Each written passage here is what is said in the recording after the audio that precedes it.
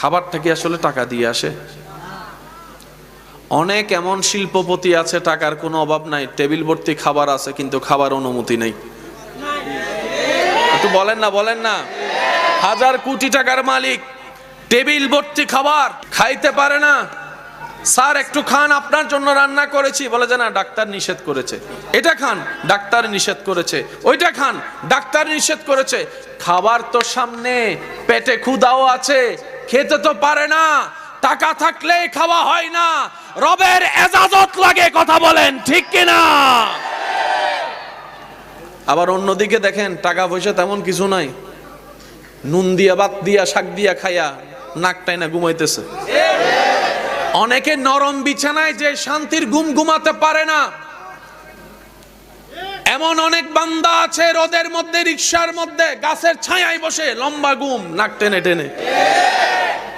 আমাদের একটু বুঝটা খোলা দরকার। আমরা মনে করি এগুলা দিয়ে আসে। আপনি বলতে পারেন টাকা দিয়ে সব হয়, আপনি নিজে প্রশ্ন করেন, টাকা দিয়ে কিচ্ছু হয় না, কিচ্ছু হয় না, কিচ্ছু হয় না। ওই টাকার ইনকামের উপর যখন রবের রহমত হয়, তখন সেটা দিয়ে অনেক কিছু হয়ে যায়। আপনার অনেক ব্যস্ততা, তারপর আপনি আজানের ডাকে সাড়া দিয়ে নামাজে দাঁড়ায় গেলেন। আপনি মনে করছেন এটা আমার দায়িত্ব, নামাজ পড়া আমার দায়িত্ব। আপনি মনে করছেন পড়তে হবে, না হয় জাহান্নামে যাব, আযাব হবে, আর পড়লে সওয়াব হবে। বেশিরভাগ মানুষের যে চিন্তা। আপনি আপনার ডিউটি পালন করতে নামাজে গেলেন, আপনি জানেনও না আপনার রব আপনার মাথার উপর একজন ফেরেশতা দাঁড় করায় দিয়েছেন।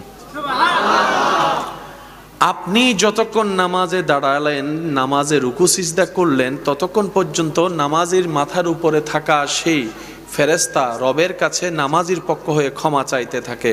আল্লাহ গো, নামাজে দাঁড়ানো মানে তো তোমার দরবারে হাজিরা দেওয়া। সুবহানাল্লাহ। আল্লাহ, কোরআন তেলাওয়াত করা মানে তো তোমার সাথে কথা বলা। আল্লাহ, রুকু করা মানে তো তোমার দরবারে অহংকারকে মিটিয়ে দিয়ে ঝুঁকিয়ে যাওয়া।